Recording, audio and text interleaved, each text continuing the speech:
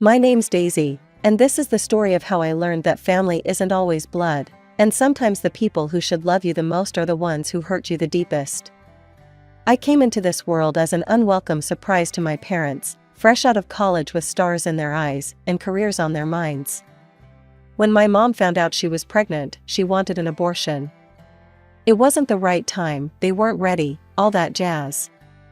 But my grandparents had other ideas. See, they were loaded, and they'd been bankrolling my parents' lives. When they caught wind of the pregnancy, they laid down the law: have the baby, or kiss the gravy train goodbye. From day one, I was an afterthought. My mom couldn't wait to get back to work, leaving me with a revolving door of nannies and my grandmothers. Don't get me wrong, I'm grateful for the care they gave me, but it wasn't the same as having real parents. As I grew older, my grandparents started to back off. They'd done their duty, keeping me alive and all, and now they were off to enjoy their golden years in exotic locales. Can't blame them, I guess. But it left me even more alone. By the time I was 7, I was practically raising myself. I knew how to cook basic meals, do my own laundry, and get myself ready for school. It wasn't ideal, but it was my normal. Then, everything changed. My mom got pregnant again. This time, it was different. My parents were ready, excited even. They'd climbed the corporate ladder, made names for themselves. Now they could afford to be parents, or so they thought. When my sister was born, it was like the sun had finally risen in our house. My parents were over the moon, cooing and fawning over her like she was made of gold. And I was pushed even further into the shadows. As the years went by, the difference in how we were treated became more and more obvious. My sister got the best of everything: toys, clothes, attention. If she wanted something, she got it. If she did something wrong, it was brushed off with a laugh and a kids will be kids. Me? I learned not to ask for things. I wore hand-me-downs and made do with what I had. If I screwed up, it was met with disappointment and lectures about responsibility. Don't get me wrong, we weren't poor. Far from it. My parents were doing well, really well. But in their eyes, I was already grown, already independent. Why waste money on me when my sister needed it more? I threw myself into my studies. If I couldn't have their love, I'd have their respect. I got top grades, joined every club I could, stayed out of trouble. But it was never enough. They'd nod absently when I showed them my report card, then turn back to my sister's finger-painting masterpiece. By the time high school rolled around, I was counting the days until I could leave. I applied to colleges in secret, not telling my parents until I'd already been accepted. When I finally got into one of the best colleges, I packed my bags and left without a word. It took them 3 days to notice I was gone. 3 whole days. And even then, it was only because my mom wanted some yogurt. When she called, her voice was casual, like she was asking about the weather. "Daisy, could you pick up some low-calorie yogurt from the health food store on your way home?" I almost laughed. Here I was, starting a new chapter of my life, and all she cared about was yogurt. "Mom," I said, trying to keep my voice steady, "I'm not at home. I've been at college for 3 days now. I'm living in the dorms." There was a moment of silence on the other end. I could almost hear the gears turning in her head, trying to process this information. Then, without a hint of remorse or concern, she said, "Oh. Well, if you come back, you'll have to stay at a hotel. We've given your room to your sister."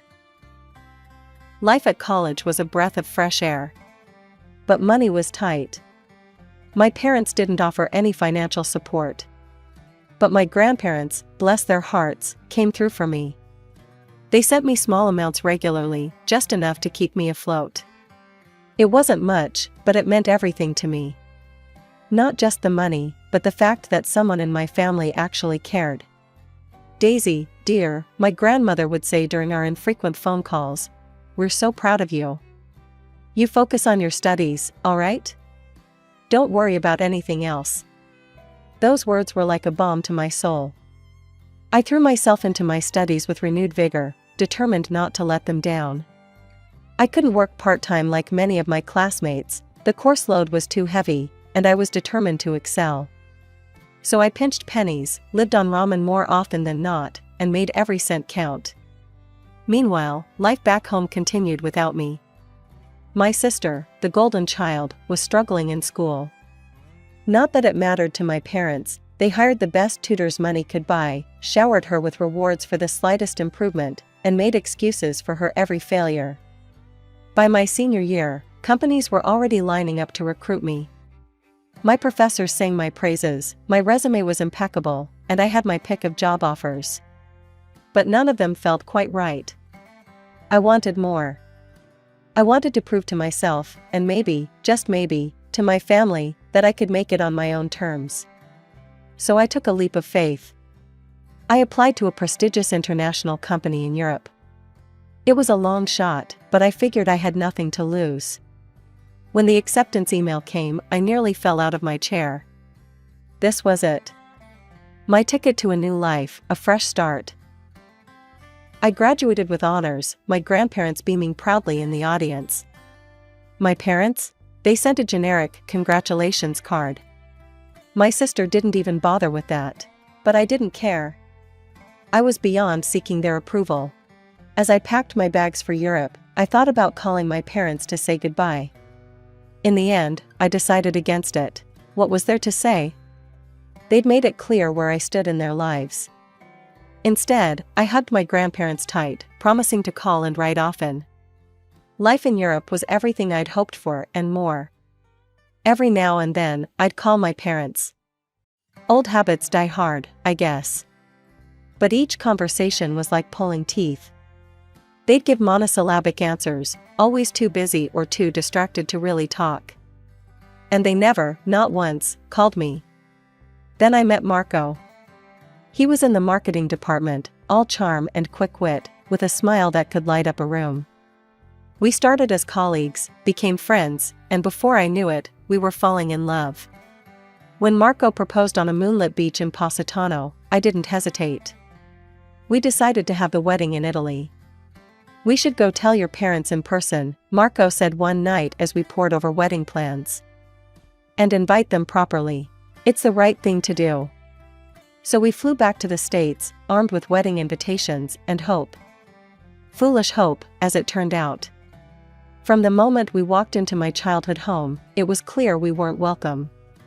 My parents were cold, distracted. They barely looked at Marco, barely acknowledged our news. "Oh, that's nice," my mother said, her eyes on her phone. "We're terribly busy though.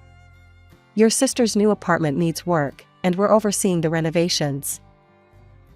We stayed for a week. A long, uncomfortable week. My parents were hardly ever home, always at my sister's new place. But my sister? She was always around, always watching, always there. I saw the way she looked at Marco. The flutter of her eyelashes, the coy smiles.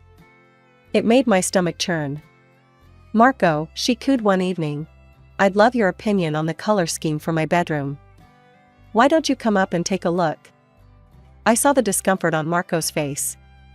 "I don't think," he started, but I cut him off. "That's enough," I snapped at my sister. "He's my fiancé. Back off." Her face crumpled into a pout. "I was just being friendly," she whined. "God, Daisy, you're so selfish. You always want everything for yourself." She stormed off, no doubt to cry to our parents. And sure enough, not 10 minutes later, my mother was there, face like thunder. "How dare you speak to your sister that way," she hissed. "After all we've done for you." I laughed, a harsh, bitter sound. "All you've done for me? That's a joke, right? You've done nothing but ignore me my entire life." But it was useless. In their eyes, I was always going to be the villain. The unwanted child who dared to want more. That night, as Marco and I lay in bed in a nearby hotel, because of course, my old room was now a home gym for my sister, I made a decision. "Let's go home," I said softly. "Back to Italy. This isn't my home anymore. It hasn't been for a long time. Marco pulled me close, his warmth a comfort in the cold reality of my family's indifference. "Okay," he said simply. "Let's go home." As we boarded the plane the next day, I felt a mixture of relief and sadness. Relief to be leaving the toxicity behind, sadness for the family I never really had. Back in Italy, life slowly returned to normal. Marco and I threw ourselves into wedding planning, determined to create the perfect day. But the visit home had left a bitter taste in my mouth, a reminder of all I'd left behind. "Are you sure about this?" Marco asked one evening as we sat on our balcony, the sun setting over the Tuscan hills. "Not inviting your sister, I mean." I took a sip of wine, letting the rich flavor roll over my tongue before answering. "I've never been more sure of anything in my life," I said finally. "After what happened. I can't have her there, Marco. I won't." He nodded, understanding in his eyes. What I didn't tell him was about the messages. The explicit, inappropriate messages my sister had been sending him on social media since we'd left. I'd seen them by accident one day when using his phone. He'd been too embarrassed, too kind to tell me. But I knew. And it was the final straw. 6 months flew by in a whirlwind of cake tastings, venue visits, and dress fittings. Before I knew it, we were just weeks away from the big day. There was just one last thing to do. With a deep breath, I picked up the phone and dialed the number I still knew by heart, even after all these years. "Oh, Daisy. What is it?" "We're rather busy at the moment." My mother's voice, distracted as always. I swallowed hard, pushing down the hurt. "I'm calling about the wedding. I booked your flights and hotel.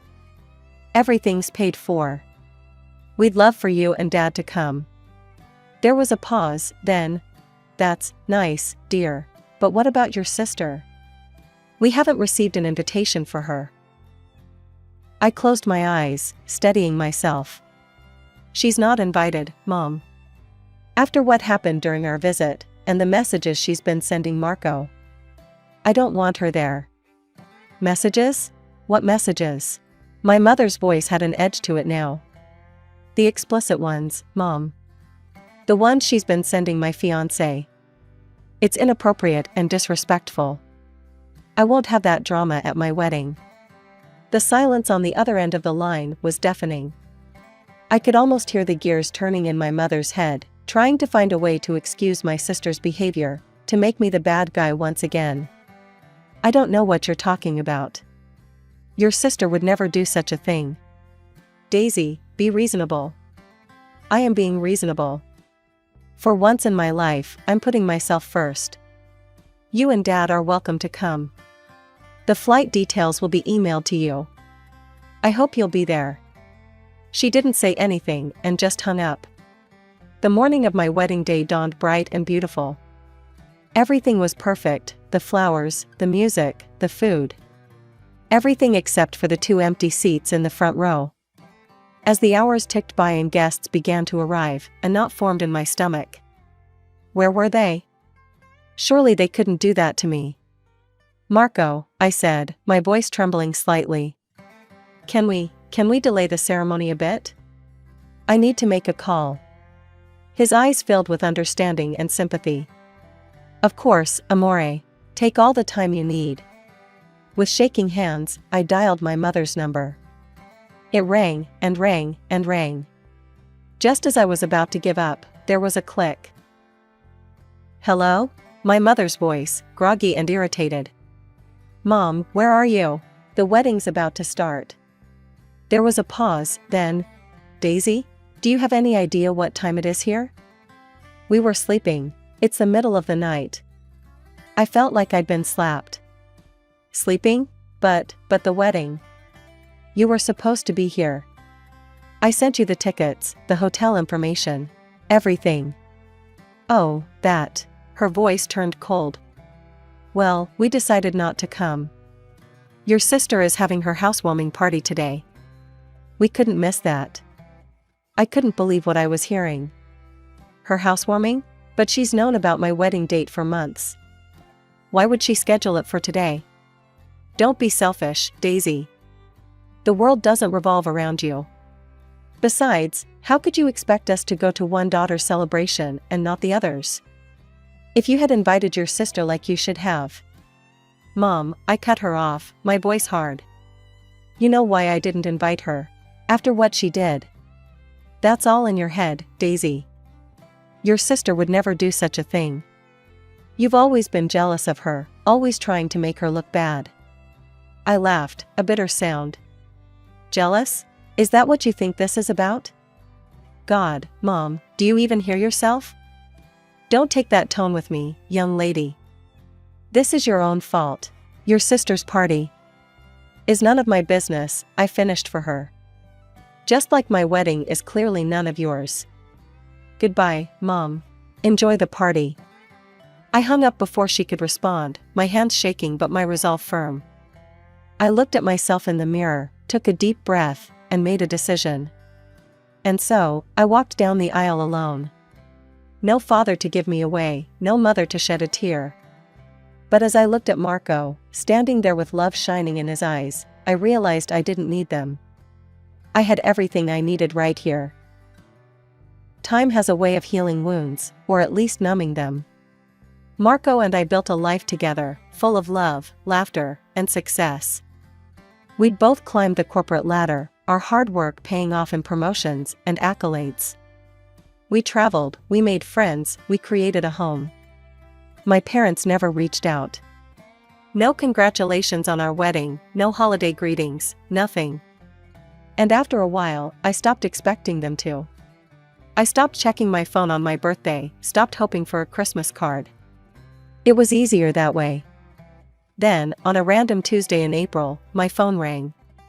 An unfamiliar number with a very familiar area code. My hometown. Hello? I answered, my heart pounding. Daisy, is that you? My mother's voice, sounding older, more tired than I remembered. Daisy, we need your help. And so the story came out.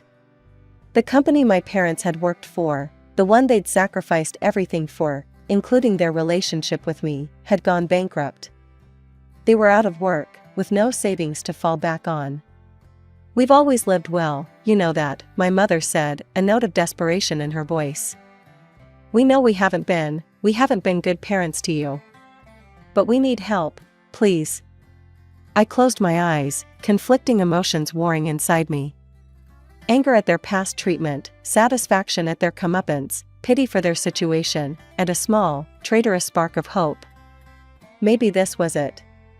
Maybe this was the moment they'd finally see me, value me. Okay, I said finally. I'll help. How much do you need? The figure she named made me wince, but I could afford it. Marco and I had done well for ourselves, after all.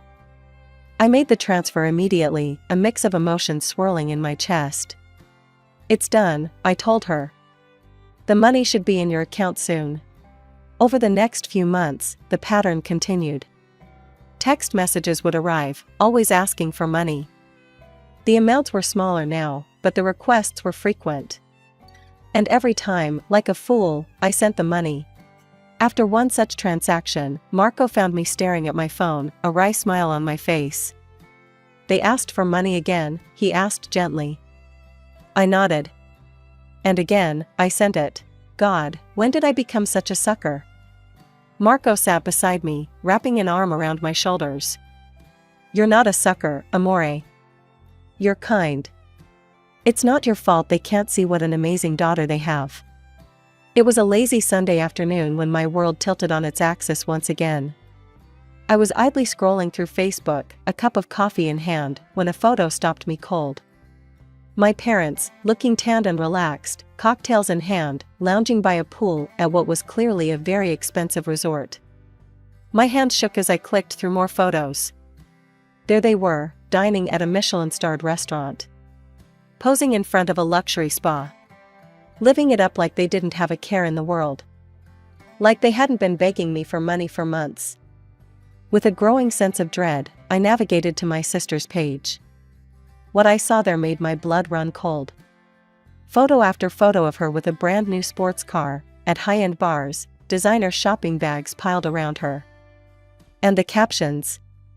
Another amazing gift from the best parents in the world. Lucky me, only child. So blessed to have parents who would do anything for me. Spoiled and proud. And there, in the comments, were my parents. Liking every post. Commenting things like, nothing but the best for our little princess, and you deserve it all, sweetheart. I felt sick. The phone slipped from my trembling fingers, clattering to the floor. How could they? How dare they? As if on cue, my phone started ringing. It was them. With a deep breath, I answered. Daisy, dear, my mother's voice dripped with fake sweetness. We were wondering when you might be sending the next transfer. Life's been so hard, you know. We're thinking of renovating the house, it's gotten so old and dreary. Something in me snapped. Hard? I've seen the photos, Mom. The resort, the restaurants, the gifts for my sister. How dare you? There was a pause, then my mother's voice turned cold. Now you listen here, we gave you life. I could have had an abortion, you know. But we chose to have you. You owe us everything. Now, about that money. I didn't let her finish. I hung up, my whole body shaking with rage and hurt. The phone immediately started ringing again. And again, and again. Text messages flooded in, alternating between guilt trips and demands. I turned the phone off. Over the next few weeks, my parents continued to call and message.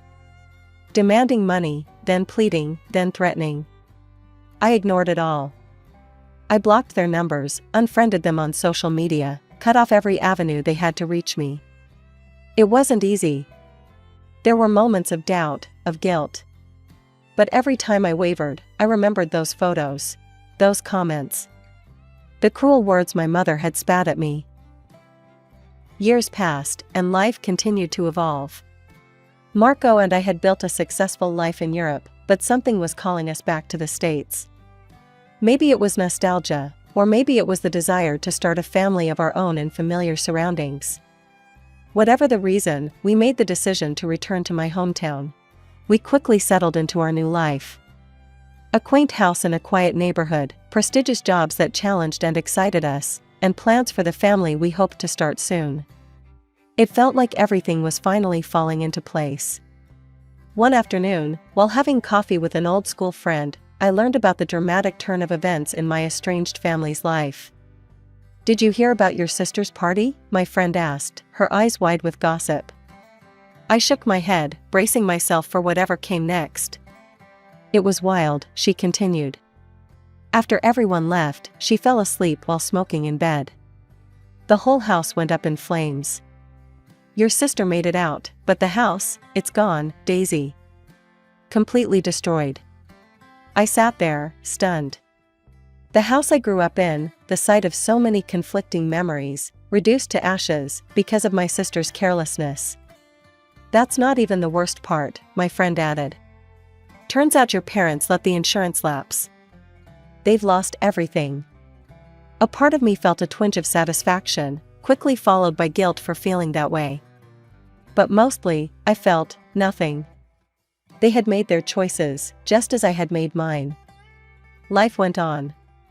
Marco and I focused on our careers, our home, our future. Then, one sunny Saturday morning, a knock on the door changed everything. I opened it to find my parents standing there. They looked older, worn down. The designer clothes and perfectly coiffed hair were gone, replaced by shabby, outdated outfits and graying, unkempt locks. Daisy, my mother said, her voice trembling. We need your help. I stood there, frozen, as they poured out their tale of woe. Living in a cramped, rented apartment. Struggling to make ends meet. No savings, no support from their own parents, unable to find work at their age. And your sister, my father added, his voice bitter. We asked to stay with her, in the apartment we bought her. She kicked us out. Said she didn't have room for old people. A part of me wanted to laugh at the irony.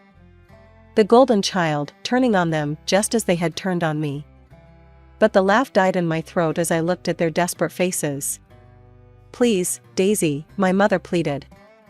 "We have nowhere else to go. You're our only hope." For a moment, I was tempted. The little girl inside me, the one who had always craved their love and approval, wanted to throw open the door and welcome them in. But then, "You owe us this," my mother said, her tone shifting from pleading to demanding. "After all, I could have aborted you. You owe us your life." And just like that, the spell was broken. I felt a calm settle over me, a certainty I had never known before. "No," I said, my voice steady and clear. "I don't owe you anything. Not for giving birth to me, not for the years of neglect, not for choosing my sister over me time and time again. You made your choices. Now you have to live with them. Now, I'm asking you to leave. If you don't, I'll call the police." My father tried to step forward, but I stood my ground. "I mean it," I said. "Leave. Now. And don't come back." They left, hurling insults and threats as they went. I closed the door, leaning against it as tears finally came. Not tears of sadness or regret, but of relief. Of closure. That night, I called my grandparents. They had always been there for me, even from a distance. They listened as I poured out the whole story, offering words of comfort and support. "You did the right thing, Daisy," my grandmother said. "You can't set yourself on fire to keep others warm. Especially those who wouldn't even notice if you burned." As I hung up the phone, I felt a sense of peace wash over me. The last ties to my toxic past had been severed. The future stretched out before me, bright and full of possibility.